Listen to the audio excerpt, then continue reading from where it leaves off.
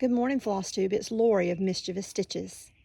This morning I'm out on my patio enjoying the noises of nature, and I'm doing a little patriotic crafting, and I thought you may want to join me. So pull up a chair here at the patio table and let's get started. What I'm going to be making today is some of these patriotic stars. I made this one last year. I had seen it in a photo and knew that I could make it. So I went to my local Home Depot, picked up a few yardsticks, and I started crafting. So I'm going to have a few friends and our daughters over in a couple of weeks, and I need to familiarize myself with what I need to do and, of course, make one for Mom. So I thought I would invite you all to the patio today and we'll craft this. But I've found a couple of easier ways to do it from my first one. And what we're going to use today is you can choose whatever choice you would like of these little acrylic paints. They're pretty inexpensive. You can pick them up at Walmart, Hobby Lobby, Michael's. They're like $1 and some change. This one is Americana. This is Tuscan Red. This one is Apple Barrel, and it is Toasted Marshmallow. This is another Apple Barrel, and this is Real Navy. You can use, if you have these colors on hand, feel free to use those. These are just some I had left over from other crafts. They're not necessarily the same colors that I used for this one last year. But like I said, I picked those up over the years, and they're just what I had in stock here in my craft room. I did pick up a bag of these little sponge applicators. I think they're inexpensive. You can pick these up at the Dollar Tree. And they're usually about 5 to the pack. I think they're about $1 for those 5. And they're perfect for this craft. Now I did today, I'm going to show you, I did a little prep work before I did the video. I have my little sponge applicators, one for each color, but I did have these brushes left over from other crafts with my children back in the day. I find the sponge applicators better for painting this wood than the paintbrush. And I say that because paintbrushes, the sponge soaks the paint up and you can dab it where you need it, like on these thin edges. But the paintbrush, of course, slops over the sides. So as you're painting the side edge, even if you've wiped off the excess paint from the brush, it still slops over the sides, the longer sides of the wood, and then you have to repaint those. And of course, you're propping it up so that it can dry. So I don't think I'll use paintbrushes for this particular craft again, so I suggest the sponges. So you're also going to need the sponges, as I said. I picked this up at Walmart too. This was $2 or $3 for a pack of 220 extra fine sandpaper. You may not feel the need to sand it. I just did. I do plan on putting some wax on them. I picked up these screws, one for each corner. They're wood screws. They are 6 1/2 inch, number 6 1/2 inch screws, and you see they have the pointy end, so they're going to go into the wood easy. You don't have to pre-drill a little hole. And instead of using yardsticks, I found these at Walmart yesterday. Of course, they've got this end. You can also use a small hand saw and just saw those off if you wanted to. I'm going to leave it just like it is. It makes it quirky, folk arty, fun. They're 97 cents for 3. So you would need 2 packs of this. The screws were just a couple of dollars. Those come from Walmart. Like I said, $2 or $3 for the sandpaper. You have several pages of it, 6 sheets you can see here. So you can use it for other crafts. If you're crafting the small boxes from Hobby Lobby, the unfinished boxes, those kind of things for Blackbird designs. These extra fine sandpaper pads are great for that. I also pulled out my brie wax. Like I said, I've showed this in many other videos. I use this often. I really like it. There's different colors. I just like the Tudor brown. It's a dark brown. I used it on this one, and as you can see, it really got in the grooves of the measurement marks on the Home Depot yardsticks, and I do have my husband's battery operated hand drill. So that's what we're going to need today. You're going to also need something to prepare your surface. So I'm out here on my patio deck, but I have been inside on my kitchen island, and I had a old towel, hand towel that I've had for many years, and I had it spread out, and I've been painting on that. I don't throw my old towels away because I know I can always use them for crafting if I want to craft inside. It's not necessarily monsoon season, but June is a very wet month typically for South Carolina, which means it's very muggy and sticky. And I prefer to craft inside in June instead of outside, but because it's morning and it's still kind of cool, we're gonna film the video out here. So anyway, once again, your choices of paint. They're called gallon stir sticks. They're found in the paint section of Walmart. There are 3 to the pack. You're going to need 2 packs of these. You will have left over unless you do this with a friend, and you can share the extra pack of sticks, or that extra one. You're going to need wood screws, 1/2-inch wood screws, your sandpaper, your battery operated drill, and brie wax if you choose, as well as sponge applicators. And I'm using just a paper plate. I just reuse this thing over and over. It actually sits beneath my brie wax because that acrylic paint will wash out or dry too, and I just reuse that one often. And that's what you're going to need. So let's get started. Like I said, I did some prep work. This morning, I went ahead and painted and sanded a few of my wooden applicators. Now, with that being said, some of this is all up to choice. It's crafting, it's folk art. You're making it for yourself. Whatever makes you happy. As you can see from the star in front of me, I did 2 lengths in white, 2 lengths in red, and 1 in blue last time. This time, 2 lengths in red, 2 lengths in blue, and 1 in white. Now, as you can see with these red ones, this one is painted. This one is painted and sanded. This is not a good wood, meaning you don't want to craft furniture or cabinetry with it, but it's perfect for the crafting, but it's very dry. So a lot of people will say, well, I sand it, then I paint it, then I sand it. No. I paint it and then I sand it, and the reason is your paint is wet. When you apply that wet paint to this wood, it's going to expand a little bit. When it's done, it's going to need that painting, and I just prefer not to sand it twice. I don't know if you can hear this. That's the unsanded. This is the sanded. Oop, there's some blue paint dust on there. But this is the sanded, unsanded. So there's that. Now, also, if you look at the edges of this one, you can see where I sanded it, but you can see where this is a very light wood. Let me show you an unsanded one again.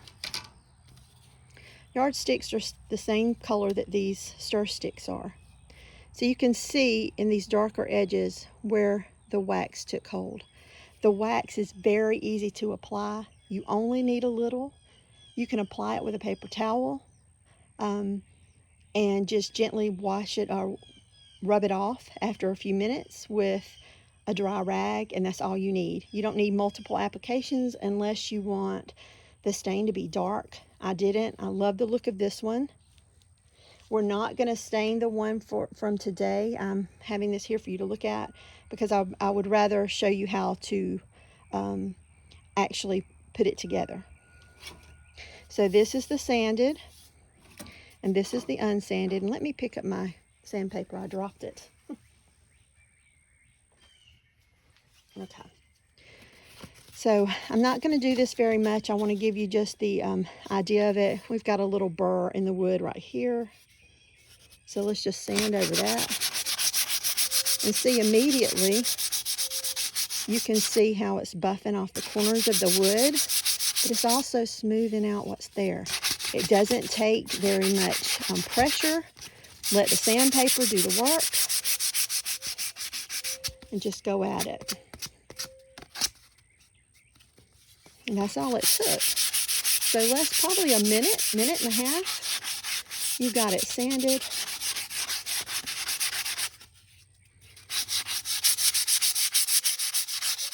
And I only have one red and one blue to sand. I've already sanded the white, and I've sanded the other blue.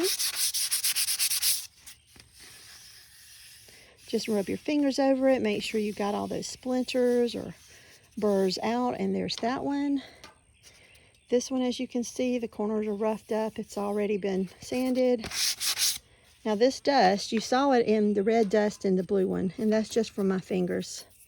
Holding it, you can wipe that off with a damp rag. And also, as far as application, if you're not planning on using the wax, there's really no need to do a second coat. That's totally up to you. You can see where this kind of blue slopped over onto the other side. So it looks like it's this is how it would look with a second. This is just one coat. I like the one coat. I like the wood showing from beneath. And of course, I'm sanding over it, which is going to expose more wood. I like the look of that. If you plan on waxing it, I suggest one coat. If you plan on just painting it and assembling the sticks without wax, then you may want to go for that second coat.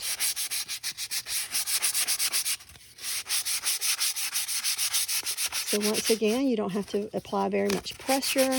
Let the sandpaper do the work. I just folded it over. The pieces come this width, and you can use these for multiple projects. So like I said, there's 6 sheets in this pack.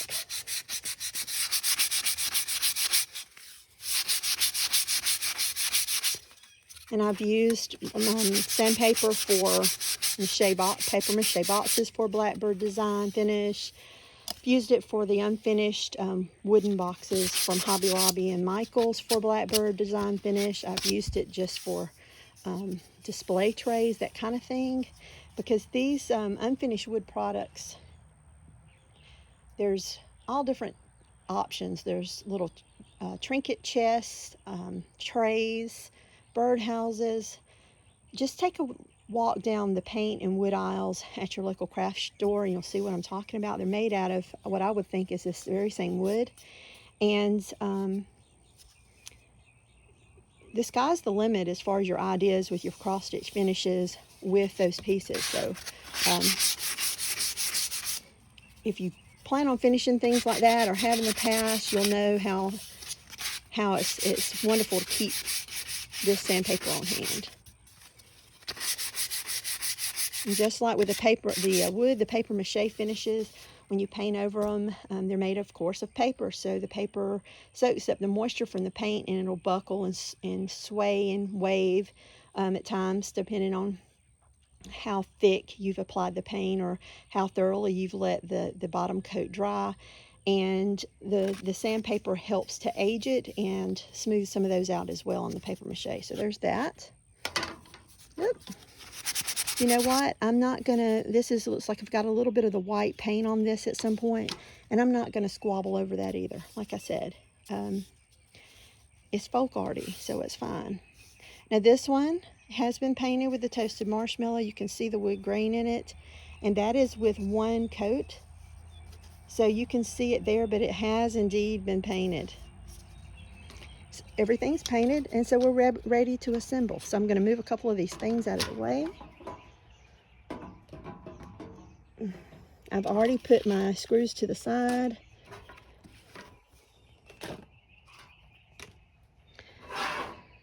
And let's put this to the side. So it just depends on how you want your colors to go. It's all with preference. You see I have 2 of the reds screwed together. So I'm going to screw 2 different colors together. 2 sticks, 2 different colors together. I'm going to kind of crisscross them at the top. Let me place these down. Let me move these other sticks. This is something I didn't plan, so if there's something going to go wrong, it's going to go wrong at this point here. And you're going to want to cross them not at a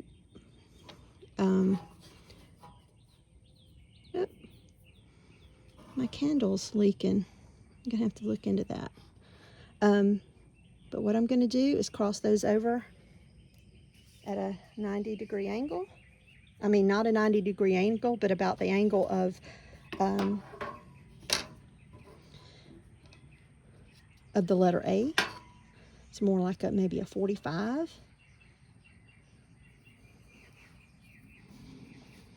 Lots of noises today. Birds, screwdrivers, sandpaper. And see, that's split. Now the last ones I used also split. I should have went a little further down the wood. But we're gonna work with it. You can also use a little Phillips head screwdriver, and see, it's together. The screw is not quite flush, but it's not coming apart. It's not broken. So just be a little gentle. Like I said, this wood is not the finest grade wood. And again, it's just folk art. So now I'm going to put one of the blue and the red together. And I'm going to do end to top on this one. And you're going to need 5 screws for this part.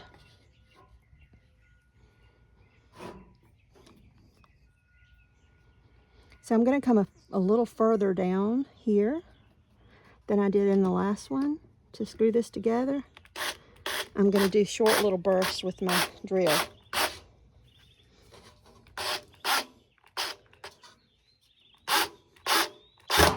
There you go. So now it's attached to the bottom. So you don't want it so tight that you're unable to move these pieces.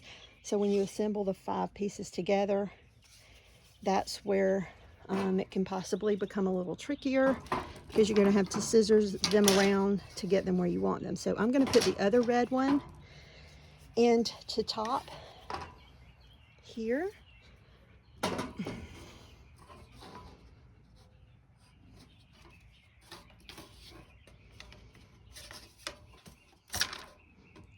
Sorry about that. So see, I'm learning as I go right here with you.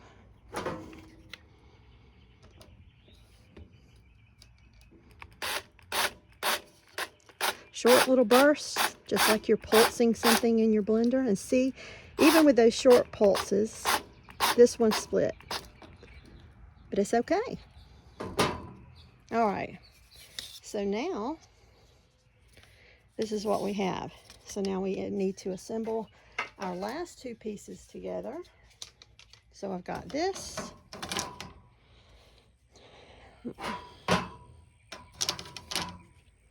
And I've got just an A of the blue and the white. So I'm going to attach, let's see.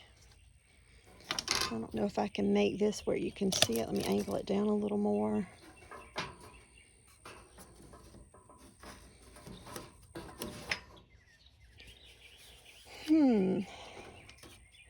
So it needs to go like this. Remember, as a child, making stars or drawing stars often.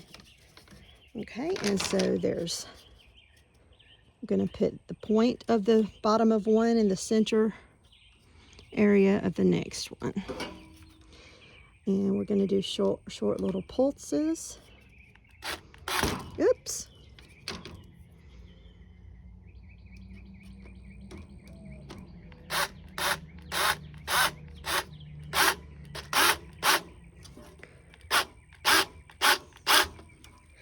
There you go. And I think when it's splitting is when the screw gets, the wood comes in contact with this portion of the screw, because it's widening it. These particular screws I used last year are rounded on the top and flush on the bottom, where these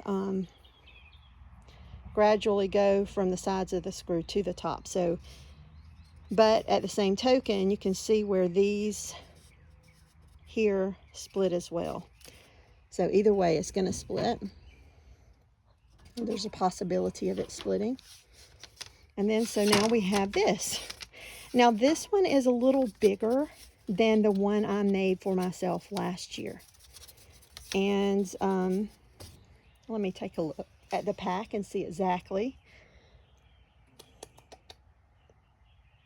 It actually doesn't tell me how long they are. These here are yardsticks, and I just cut them in, did I cut them in thirds? I did. So that's a 12 by 12 by 12 inch one there. And as you can see, this one is probably another 3-4 inches. So this one is going to be about a 15 to 16 inch sided square. No, star. Now I'm going to attach the final screw into this one.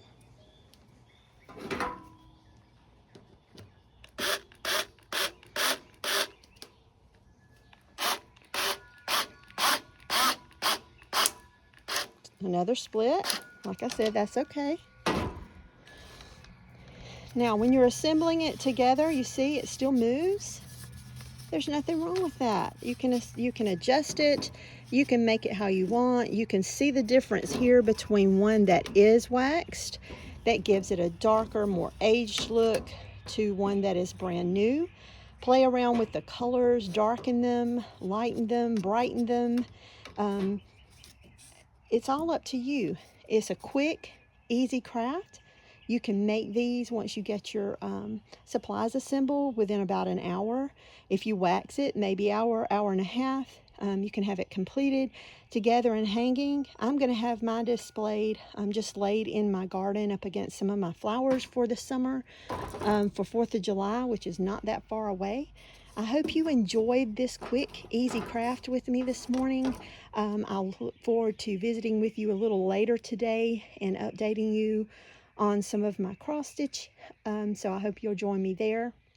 If you have any questions or comments, leave them below. I'll do my best to answer them. You can always reach me also at the email address that I'll also link below in my video, and I will link the supplies that I have gathered, list them below, as well as the paint colors. And again, any questions, you can reach me at my email, you can leave comment below, or you can reach me on my Instagram page at MischievousStitches. Thank you for joining me today. I hope you enjoyed it, and I'll see you girls and guys again soon. Bye-bye.